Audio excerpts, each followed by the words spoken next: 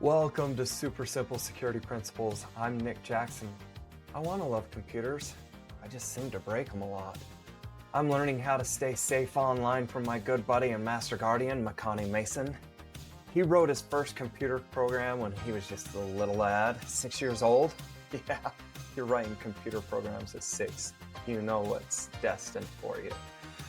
He knows his stuff, folks. He spends his time teaching people like me and you how to stay safe ahead of the digital threats and the bad guys. Hallelujah. He keeps it simple and we love it. Learn along with me each week. I'll ask the questions and make sure he keeps it simple, relevant, and right for us, those that need to learn this stuff. So if I can do it, you can do it. So here we go. We're diving right in. This is episode 75. How to fix all the problems with subscriptions. Dude, you had me sold right there. I hate subscriptions. They're making so much money charging subscriptions. I'm like, wait, let's figure out how to fix the problems with subscriptions. Let's go. So here's the questions we're going to be answering in today's episode. What is Makani's most used online shopping tool? Second, what are the 2 key features it provides? What 3 subscription problems does it fix? Let's go. 1 tool, 2 key features it provides, and 3 subscription problems it fixes. Yes! Now that's a way to start an episode, son. Well done. Nice. Yeah. I debated a little bit about the title. It felt like a little clickbaity. Dude, man, I would have renamed it 1, 2, 3 strikes, subscriptions, you're out. Yeah, I didn't catch all. I actually didn't, intentionally knew the 1, 2, 3 thing. So Oh, you that was didn't? no, that was cool. No. Oh, well, there you go. Well, and at the end of the day, subscriptions, there's still gonna be people who hate them because we can only fix so many problems with them. And Right. the fact is they're a viable model in some ways. It's just they're implemented, kind of in a scammy way, I guess, a little bit. Sometimes they have some problems. So, but obviously you have some feelings about this. So I don't know, what problems have you had that you'd like to share with us before we? Oh, man. Do you know how many times I've forgotten to cancel a free so-called TV trial of some sport or something like this or some channels or some app? Yeah. Dude, I've wasted hundreds of dollars forgetting about those. So for me, I just miss the good old days like cable. I want to pay for something with no commercials, just cut the crap. I just want to watch my programs, but anyways, we Yeah. are at the streaming mecca now, Right. Yeah. Yeah. No, forgetting to cancel is definitely a big one. So Yeah. now the solution we're talking about today is one you're very familiar with and we've talked about before. It's privacy cards from privacy.com. I don't know if that was obvious, if you were guessing that. I wasn't, Okay. but So it's shout out again familiar. to privacy cards, man. Well done. Yeah. Okay, So let's hear what other problems they take care of. This is great. yeah. So right back in episode 14, we talked mostly about how they kept your credit card safe, right? Yep. And we talked about some of their features. So the 2 features for today are, in addition to those, they have quite a few features, but subscription relevant that we didn't already cover in episode 14. There's 2 specific ones that we either didn't touch on or really glossed over quickly there. So that's what we're going to kind of focus on today. Excellent. Um, Excellent. So before we dive into that, though, I want to just give one, our kind of disclaimer. They're not paying me to make this episode. No sponsorship or anything. I've been using them since 2018. Right. And like I said, I mean, it's my most used tool, at least that's like specific to shopping. Obviously, I use Yeah. my password manager as part of shopping, as my password manager everywhere, but one that's just a tool or, shopping, this is absolutely the one. And I use it anytime I shop online. So, Excellent. so Excellent. before we get into the two features though, we need to just explain very briefly, like a couple sentences worth, I'm thinking, to what a privacy card is so we can build on what those features are. Do you want to give it a go, or do you want me to? Happy Nope. either way. Okay. All right. You're gonna give it a Cool. go. All right. Let's So, see.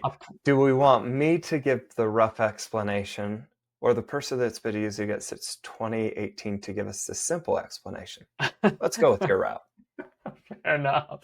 Well, sometimes you have like, I don't know, just you explain it in a way that I don't know, I think is really useful. So no worries, it just always it depends on your thoughts. So it's all good. So it's card works like a credit card or a debit card. Exact same thing. I mean, you'll have a card number, but instead of like it pulls from your bank account. Right. So, and most importantly, though, it comes packed with a ton of extra features. Okay.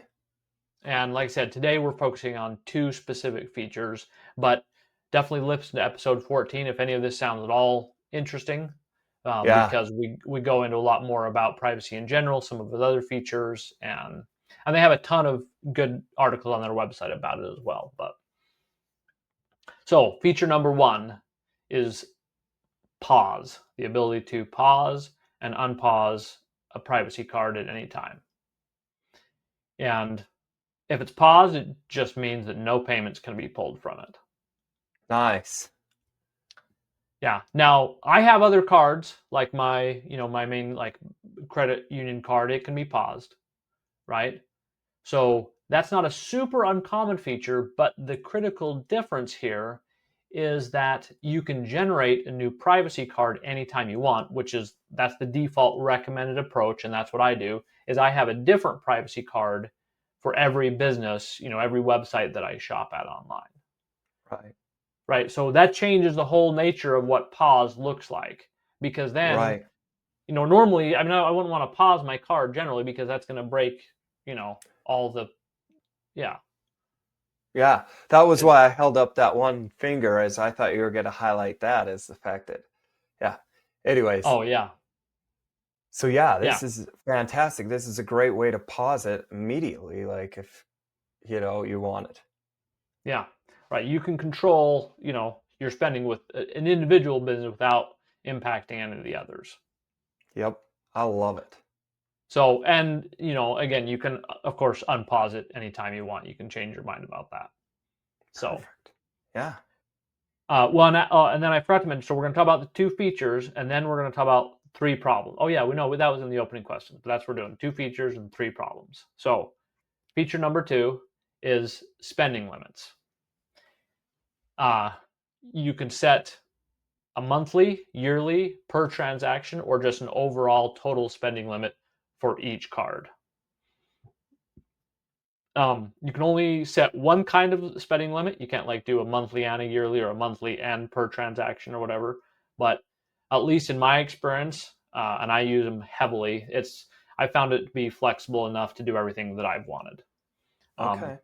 Because you can adjust that at any time too. You can change it Okay. between types. You can raise the amounts. You can give them Okay. $5 to begin with, and then decide, okay, I trust them, so now we're going to raise it to $100 or whatever. Gotcha.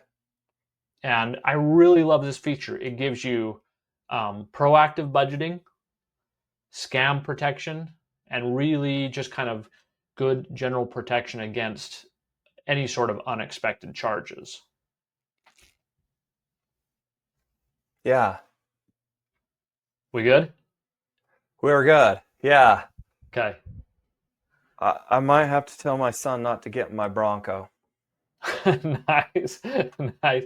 Real world sometimes interferes. No worries. Yes, That's it does. that's totally fine. So I'll just keep chatting at you though while we're doing it. So Okay, please. Sorry. no, it's totally fine. Um, so now we've got those. We're going to look at the three problems and see how these two specific features can help fix them. I did want to just throw one note out is that these problems mostly don't apply to the mobile app-based subscriptions that are like managed by Apple and Google on your, on your iPhone or your Android phone, because I don't know why they have a lot of complaints, but they used to have a lot of these same problems, but they're mostly Yeah. really pretty good these days, a lot better.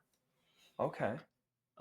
So just keep that in mind, like, yeah, like you can cancel ahead of time. Anyway, I don't want to talk about those, but just know that they're a lot better. And so none of these three problems really apply too much there All for the right. most part. So problem one is the one you talked about: free trials that don't end up being free. Yep. Right? So here's how it works with a privacy card. So you want to sign up for a free trial. You create a new privacy card to use just with that business. And of course, in order to start that trial, the company will run a check against that card to make sure it's a valid card. Once that check is done, your free trial is started, then all you have to do is pause that card. Nice. And you can immediately do it, like as soon as it validates it. It's all part of that same thing. You don't have to wait 10 minutes later or whatever, like you do it there. And then once the free trial's up, even if you forget to cancel, they'll never get a penny from you unless you change your mind and want to let them. Nice. I like Yeah. that. So spending limits also come in here handy. And I can't remember if I've told you this story. I put it in a guide I built a while ago, but thought it was really worth sharing here because this was back in 2021. I was house shopping, and my wife was interested in looking at possibly foreclosures, which I think is totally insane, but that's a different story. uh, so there was a website that I can't remember if I found it or she found it, but there was a $1 trial. A free. No, it wasn't a free trial; it was actually a $1 trial. Okay. And so I looked at it, and I'm like, it's a little bit sketchy. I'm not sure this website's totally legit. But, you know, I could do the privacy card, $1 trial. Worst case, I lose $1. Whatever. I'm willing to Right. gamble.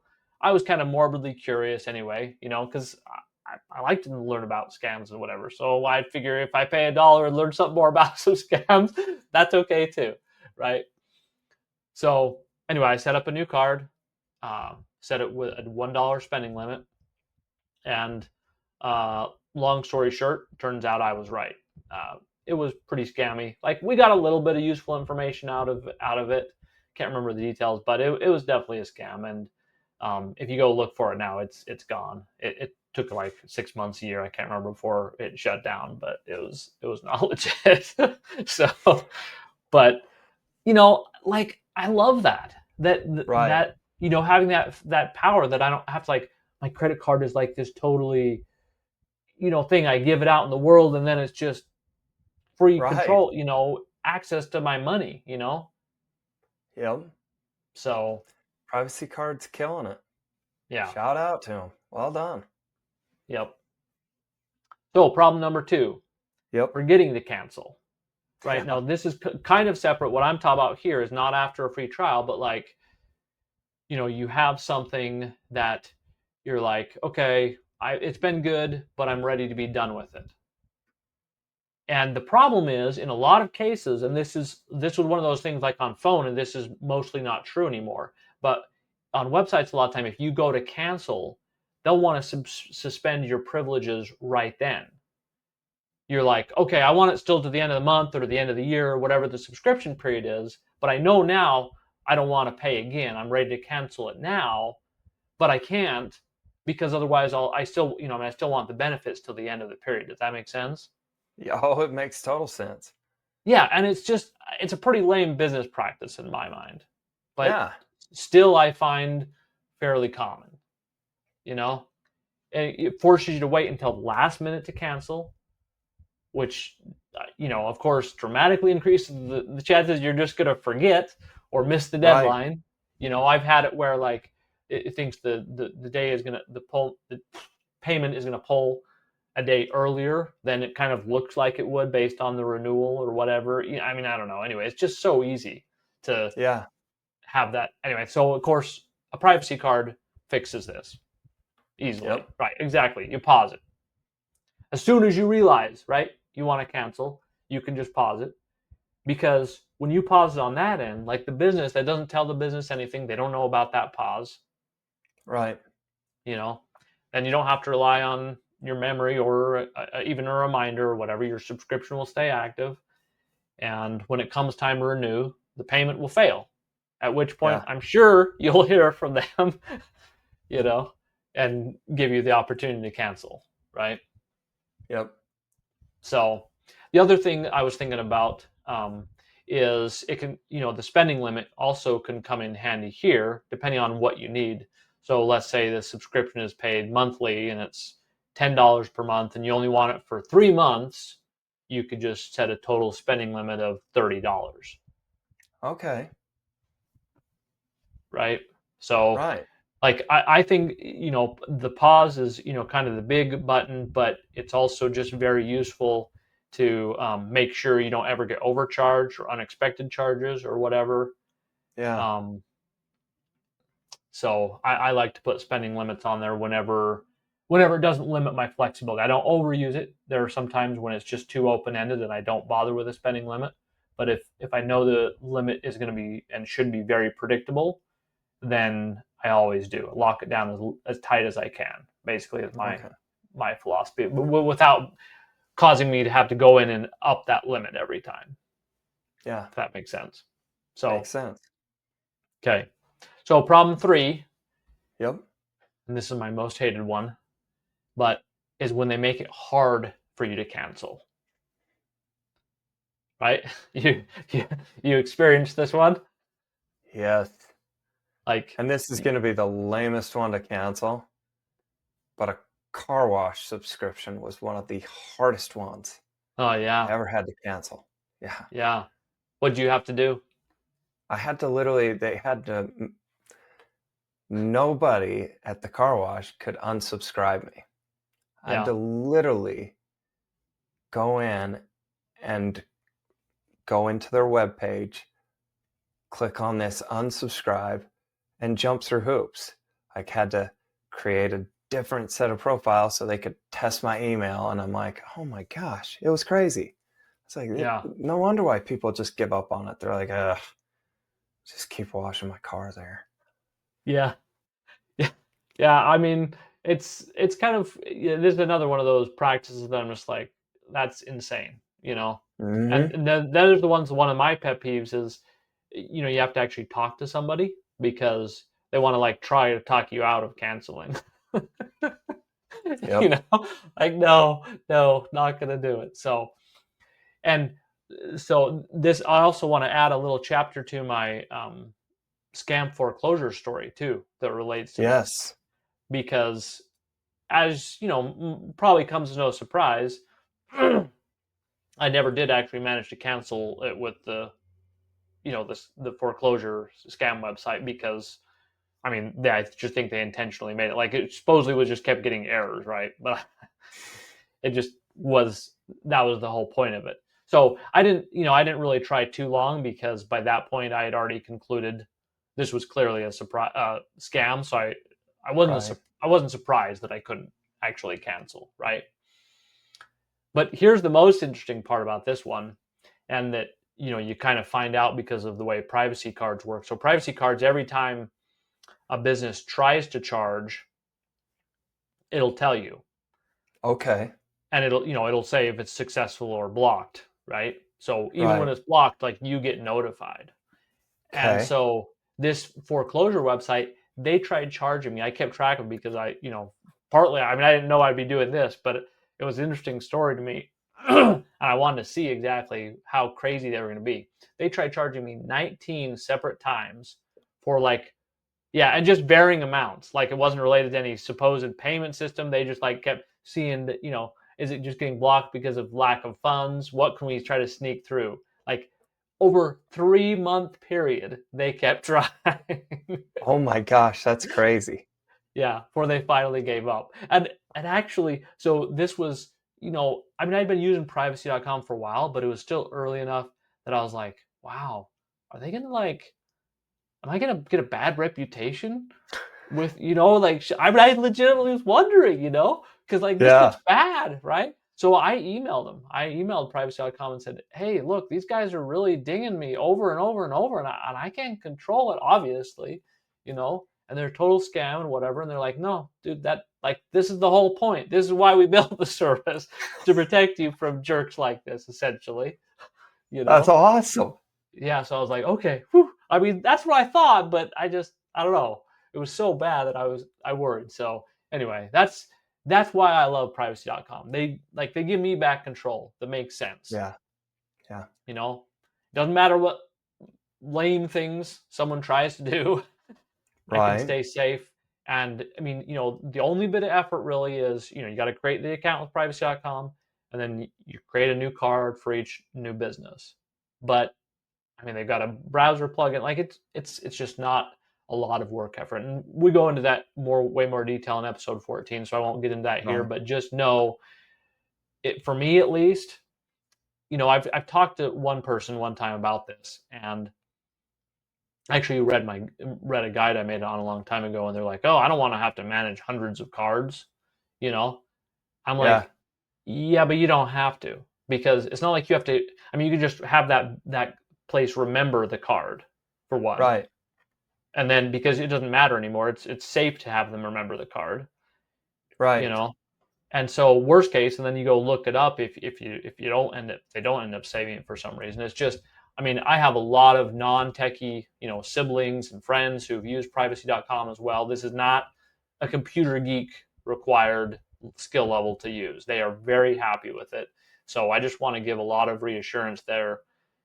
It is, there is a little bit of more work, but the trade-off and all the work it saves you, to me, it is just one of the most no-brainer decision tools, you know, where you get more time for it than you spend on it. Does that make sense? Yeah. That was Makes kind of total awkwardly sense. stated, but yeah.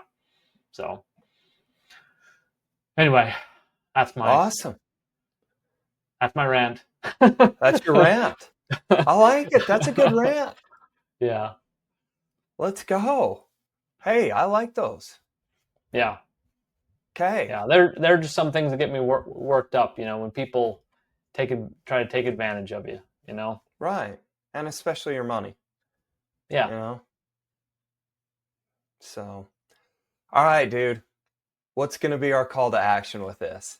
Because there's got to be some call to action that's worthwhile. yeah. Well, I mean, it's kind of the obvious one. Like, especially if you ever been burned by a subscription, which I suspect these days is a pretty large percentage of the population. You know, Yup. this is the tool that you didn't know you needed, but you do. And I have a link in the show notes to sign up. And actually, I'm going to expound on this just a little bit, because there are actually two links in the show notes. One is a referral link, and I have very strict policies about referrals. I'm actually going to, there's a link in the show notes about my opinions and thoughts on this, but I do not believe in sponsors and that sort of thing. But this is a case where, so if you use my referral link, you get a $5 bonus sign up. I do as well, full disclosure. So, I do get benefit, but that is absolutely not why I'm doing it. I use it. And the only kinds of ones that I'm okay with that is when I can get you a benefit. Like if I can do a referral link where you're going to get some percent off or something, and like this where you get $5 bonus, then I'm going to do it. Awesome. So, but there is the regular link. If for whatever reason, that bothers you, then you won't get a bonus. Neither will I. Yeah. So either way is great. Just want you to have this tool in your toolkit. So, and as a heads up, it is a financial service, so they are legally required to ask for a lot of personal information. You're going to be Yeah. connecting your bank account. Now, I do talk about this more in episode 14, so I recommend you listening to that before signing up, because especially related to connecting your bank account. You don't have to give them your bank account credentials, despite how it appears. So we'll leave it at that. But if you have any questions, of course, come see me, Makani Mason, MAKANI, MASON.com. Excellent. I Turn it love it. back to you. I love it. Okay. Look, we're going to tease them with next episode. Did you ever want to become a ninja? Well, I did. And next time, you're going to become an Amazon shopping ninja. Let's go. I shop on Amazon all the time. So Makani's going to show us how to sniff out the bad sellers and skip the junk products. Dude, I'm in because I bought a lot of crap from Amazon. Yeah. Now, I knew it was cheap. I knew I was getting cheap stuff, but it was junk stuff, what it ended up being. So that said, I'm excited. So let's go. Great episode. Okay. Are you ready to take action and wondering where to start? Get my Bulletproof My Identity Starter Kit for free. The 7 most vital layers of protection everyone needs. I'll send you one step at a time and help you if you get stuck. Just go to bulletproofmyid.com and enter your name and email, and I will send you the first step. Again, that's bulletproofmyid.com.